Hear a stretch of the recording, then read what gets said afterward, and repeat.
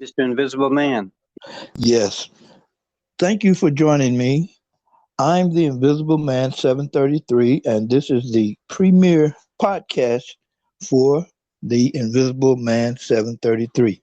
And I have the honor and privilege of having for my premier guest the Minister of Economics for the Afro-Descendant Nation, Minister Kamal Akram. And before I begin, I have to thank him because he is the person who said that I could actually do a podcast. So if it were not for his encouragement, I wouldn't even have a podcast to do. Thank you for listening, and let's begin. I'm going to give him the opportunity to tell you a few things about himself. So, Economics Minister Akram, please give us a few words about yourself. Yes, Invisible Man, thank you for doing the interview with me. I really appreciate it. It's very important to get this information out to our people. I first became interested in economics approximately 40 years ago um, when I wrote an article for Muhammad Speaks magazine after joining the Lost Foundation of Islam in late 1980, early 1981. The Honorable Silas Muhammad asked me to continue to pursue economics, and I did, reading over 80 to 100 books, anywhere from investing, domestic economics to international finance, etc., and mostly concentrating on macroeconomics. Okay, that's a pretty good introduction. Now, this very minute, you're in Chicago, correct? Yes, sir, that is correct. Okay, and you mentioned the Lost Foundation of Islam.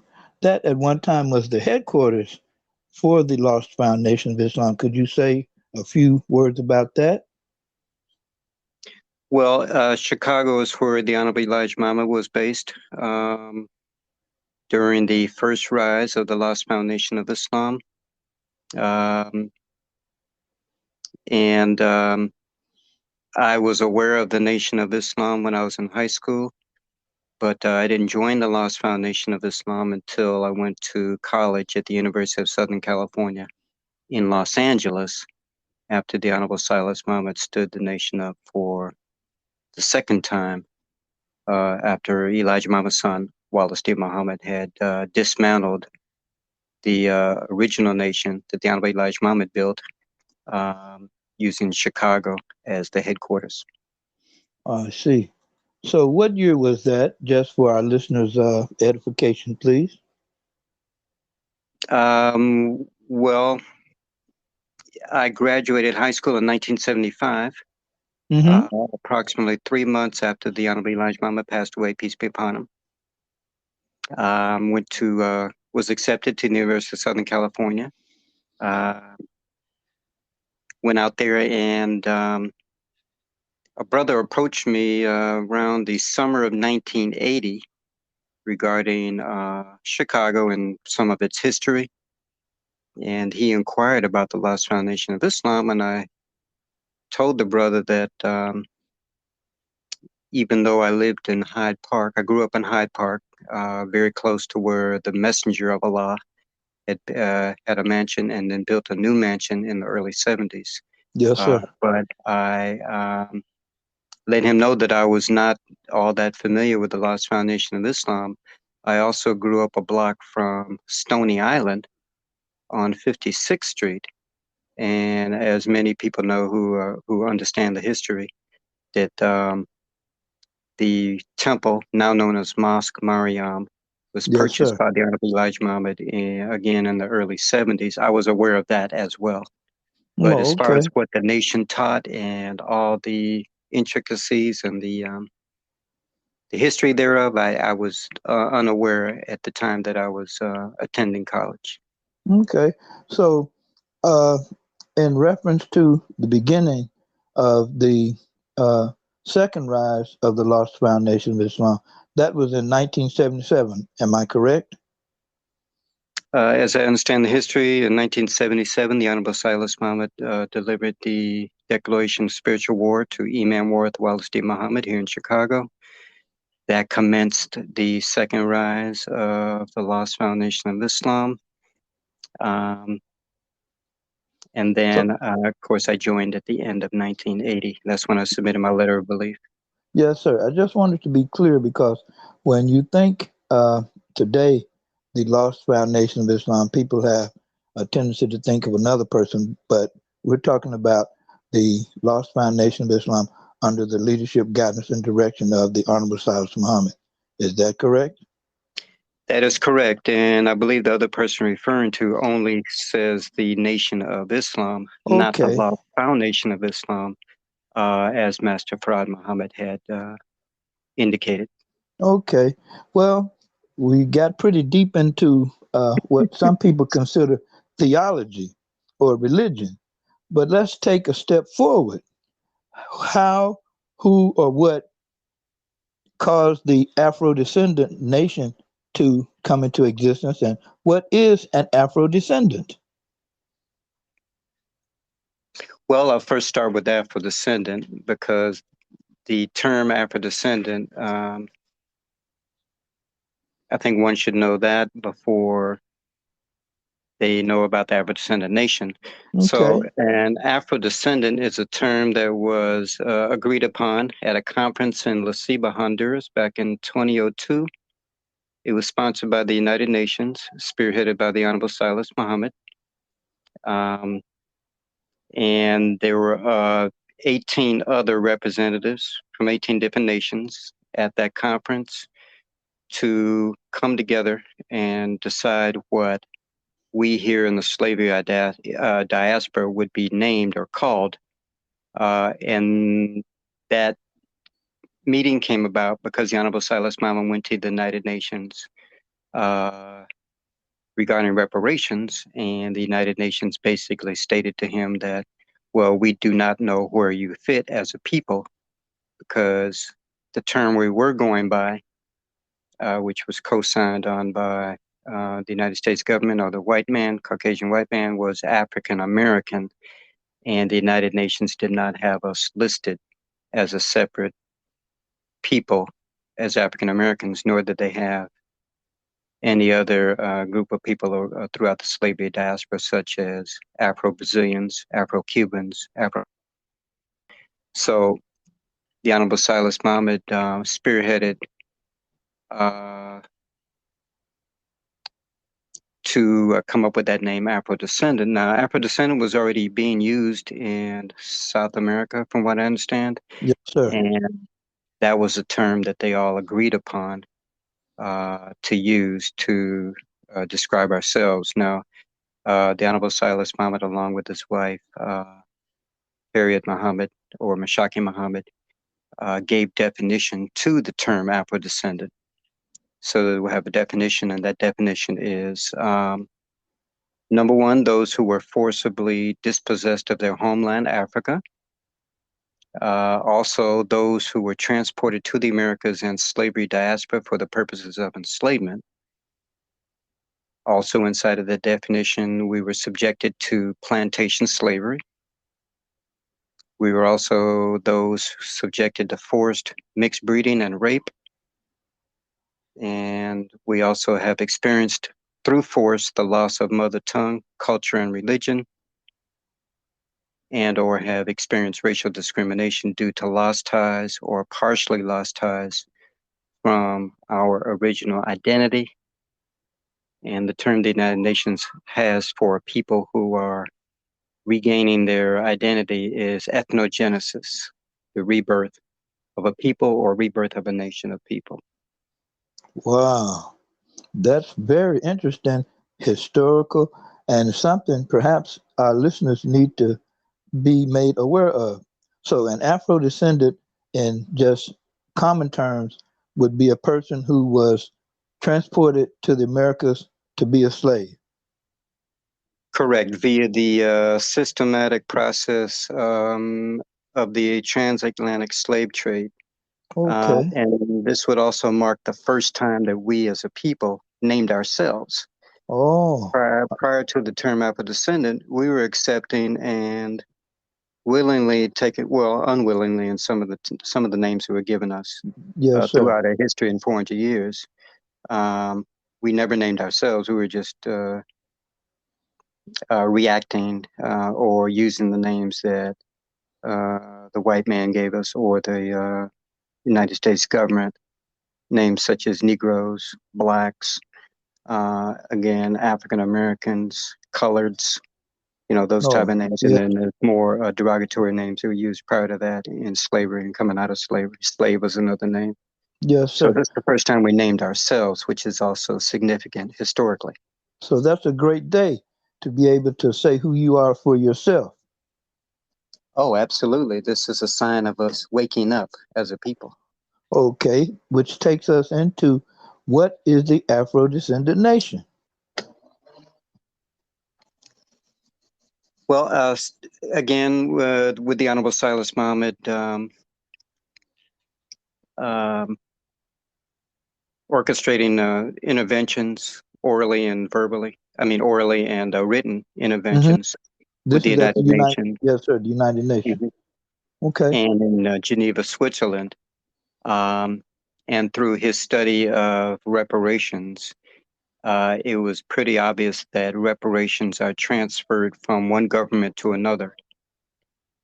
So I believe around 1998, the Honorable Silas Muhammad erected the government using the Lost Foundation of Islam as a structure. So all the ministers were given the title of senator. Oh, okay. All of the captains were given the title of representatives or made up the House of Representatives. Yes, sir. A judiciary was put together, and Okay, don't use very big words. I'm still a little slow. A judiciary means what? judiciary is synonymous to a Supreme Court. Oh, okay. Judges. Oh, judiciary, judges. So what you're saying is that the Lost Foundation of Islam gave birth to the Afro-Descendant Nation. Yes, that is correct. Okay. Well, with the nation, and people may not understand, the topic of this show actually is the, how to say, the power, the positive power of Afro descendant economics. So let's go back to the beginning. When you were studying economics and you continue to study economics, and as an economist, what is the positive power of Afro descendants in this country and perhaps, I guess, the diaspora? But we'll start with this country Well, economically. yes, sir. It's important for us to know where we are economically. So Hmm. the best statistics we have are pre-pandemic, 2019, according to the Bureau of Labor Statistics. Um, have Afro-descendant spending power at approximately $1.3 trillion in goods and services. Could you say that again? $1.3 trillion That's a in lot goods of and money. services. It's a lot from, with the 40, 45, 48 million people that we are here in the United States of America, but it's only 6.5% of the total GDP, which is gross domestic product of the United States in in 2019. So Hmm. if we're 13% of the population, but only have a spending power that represents 6.5%, then we're only 50% represented economically. Oh, very, very interesting. Could you Right. say So that it, again? it is a lot of money. If we were our own nation and producing that amount, we would be 14th on the whole planet out of over Oh, 190 nations, I can see somewhere that. between, right, somewhere between the GDP of Australia and Mexico. Those are two major economies. So we would fit right in there. And in addition to that, Uh, if we were our own nation producing that, we'd probably be producing more because the 1.3 trillion is just us as consumers. In other words, we're buying and purchasing products and services that are produced by somebody else. In our own nation, we would be producing and manufacturing a lot of those products that we would be purchasing for ourselves. Okay. Well, when you think of the importance of economics and the Afro descendant, continue on with the positive aspect. Well, the positive part of that is that we do have a spending power of 1.3 trillion. If you go back to the mid 1980s, it was approximately 400 billion. So that figure has increased, let's see, approximately threefold. Yes, And sir. the Bureau of Labor Statistics has that amount increasing by 100 billion each year going forward. So that is a positive thing for us to look at that. Now, inside of that 1.3 trillion, we spend approximately 303 billion on housing or shelter, another 101 billion on food, another 33 billion on apparel. So that includes the food, clothing, and shelter. Transportation wise, we're spending approximately 150 billion, another 20 billion on cell phones, Mm. 830 million on detergent, and 810 million on bottled water. Yet, with all these products, we produce or manufacture very little. I understand there's maybe some black cell phone service or Afrodescendant cell phone service and Yes, or sir. detergent company, but we do not own any water purification plants. Um, we do not. We have some black farmers, but Mm-hmm. I'm not aware of any black or Afro-descendant grocery stores Yes, sir. as were present during the time of the Honorable Elijah Muhammad, where they had their own grocery stores supplied Oh, by their own farms. yes, sir. And that chain was called Your Supermarket? That is correct. Yes, sir. Oh, okay. Well, since you mentioned grocery store, I read an interesting tidbit maybe a month ago. In the city of Detroit, there is only one Afro descendant wholly owned grocery store. And that was brought about through a GoFundMe campaign, people putting their money together. But the article said that 200 million leave Detroit and go to the suburbs. So when you said uh, food, clothing, and shelter, that was perhaps the battle cry of the Most Honorable Elijah Muhammad, peace be upon him. Wouldn't you say so? Yes, the concept he was getting across to Black people was that we should produce for ourselves, especially the necessities of life, which is food, clothing, and shelter, as well as other things as well that we spend our money on, or that we need to survive and become successful and to generate wealth. Yes, sir. Speaking of wealth, and again, we're talking about the positive power of Afro descendant economics. Is there a downside or negative part of the power of Afro descendant economics? Could you touch on that for just a moment?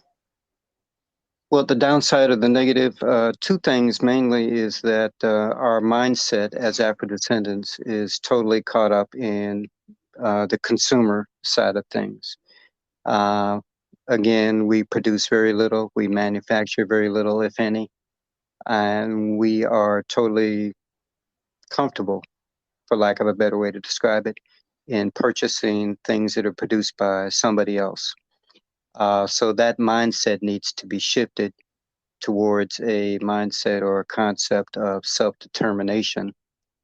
The other negative aspect of how we behave economically is that, according to a 2020 article called How Do Black People Spend Their Money by blackmeninamerica.com, that article noted that the average dollar in the Afrodescendant community circulates for only 6 hours before that dollar leaves the community, never to return again. Mm. And that was the lowest out of any group that was mentioned. By comparison, $1 circulates in the white community for 17 days, and then the Asian community for up to 28 days. So there's a lot of circulating going on before those dollars leave those communities. But when it comes to Afro-descendant communities, it's almost the moment we get our hands on any income or dollars, it would take one or maybe two transactions before that dollar is gone out of the community, never to return again. Oh, that's not very good, is it? No, that's that like you asked, that is one of the major Downfalls. that is one of the major negative aspects that we can look at. And the reason is that when the dollar is circulating in the community, it's going from one business to another, and that's what generates wealth. So if those Afro-descendant dollars touching the hands of Afro-descendants are not being spent on Afro-descendant businesses, then they're just going out into the hands of somebody else. Now, if they do spend those dollars on an Afro-descendant business, and at the end of the day, the Afro-descendant business deposits those dollars into one of the major national banks, such as J.P. Morgan Chase, Bank of America, etc., then again, those dollars have left the community.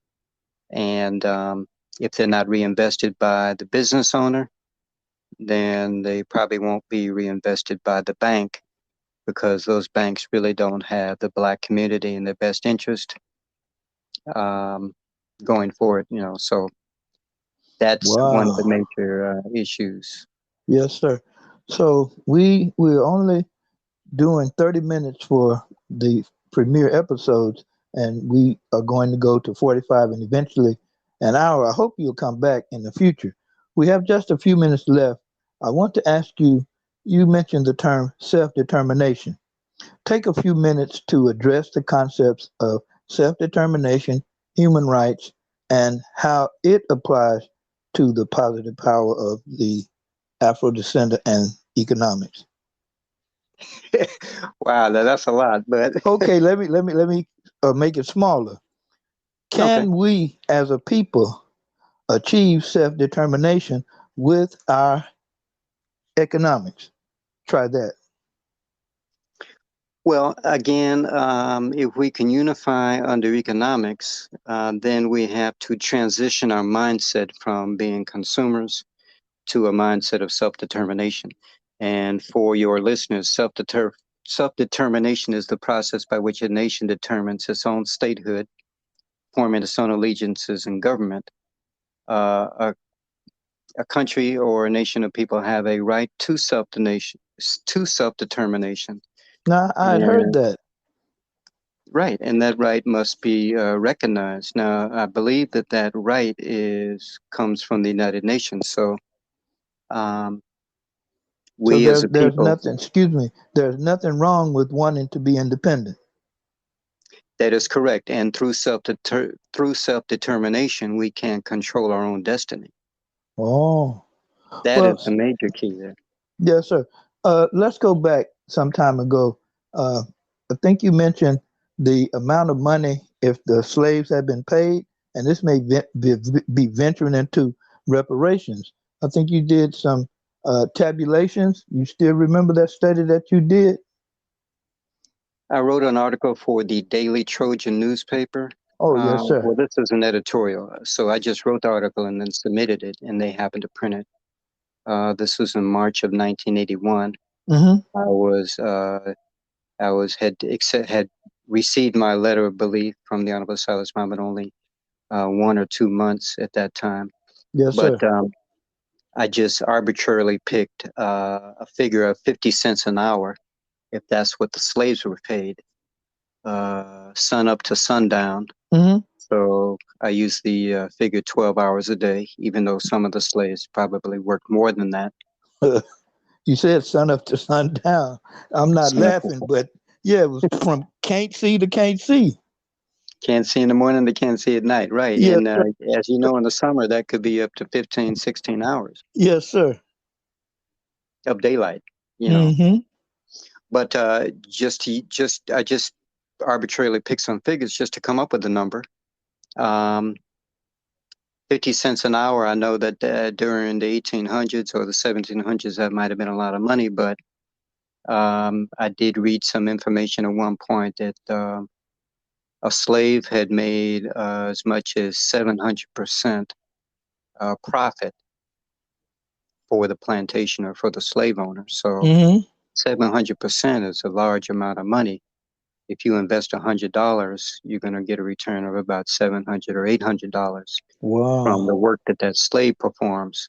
So I didn't think that 50 cents an hour was an exorbitant amount. Yes, sir. But when I did the mathematics, the 50 cents an hour times 310 years without a payday, 1555 to 1865. Yes, sir. Um, then I came in the amount of slaves. I can't remember what amount I used, but I came up with a figure of $14 trillion just Wow. just for the labor, Okay. just for the labor. And I know the Honorable Silas Muhammad has mentioned punitive damages as well, Yes, sir. for Now which that's there are illegal. no What does right. that That's mean? a legal term. Okay. That means if somebody actually is trying to do damage to you or have done damage to you. Right. And some of the damage that was mentioned in the interventions has no statute of limitations, such Oh, as yes, sir. rape, murder, Mm-hmm. lynching. Now we're Uh, into the area of human rights. So, right. We're getting into human rights. That is mhm. correct. So economics played a great deal in the denial of our human rights here in America and throughout the diaspora. Well, our human rights were extracted from us. They were taken from us Mm-hmm. um, because I believe through the United Nations, human rights means that you have maintained your mother tongue, you have maintained your culture and religion, Mm-hmm. and you have maintained your culture. So all of that was taken from us. Oh, and our language. That's the main thing. Yes, sir. They took our language from us. Well, And if those things are done, if those things are extracted or taken from you, then you have lost your human rights. But this was by plan or by force. yes, sir. So we were forcibly, for our human rights, was Dispossessed, as you forcibly said. Yes, sir. dispossessed from us or taken from us. That is correct. Yeah. Oh, well, we are getting to the close of this premier podcast, and I'm so happy to have you give us your last comment on the positive power of Afro-descendant economics, please, sir. Yes. Well, the overall solution to what Afro descendants are facing in the United States of America and throughout the rest of the slavery diaspora is that we would really uh, prosper with a land that we can call our own. As I stated, self-determination means that you can determine your own destiny. So if reparations were given to Afro descendants here in America in the form of a paycheck or even land of some sort, then without the concept and the mindset of uh, those reparations would eventually end up back in the hands of the Caucasian, whoever owns the businesses that Yes, supply sir. The necessities. children of the former slave master. Exactly. And Okay. we would need a land that we can call our own, where we can develop, manufacture our own products, commence trade with other nations, grow our own food, build our own homes, and provide our own clothing, etc. Yes, sir. Well, you heard it from the Minister of Economics from the Afro-Descendant Nation. I want to thank you, and I hope you'll come back. And thank you very much for being the first guest on Invisible Man 733 Presents. Again, the positive power of Afro-Descendant economics. It Talk was to my you again. pleasure, Yes, sir. Invisible Man. Thank you. Bye bye. You're very welcome.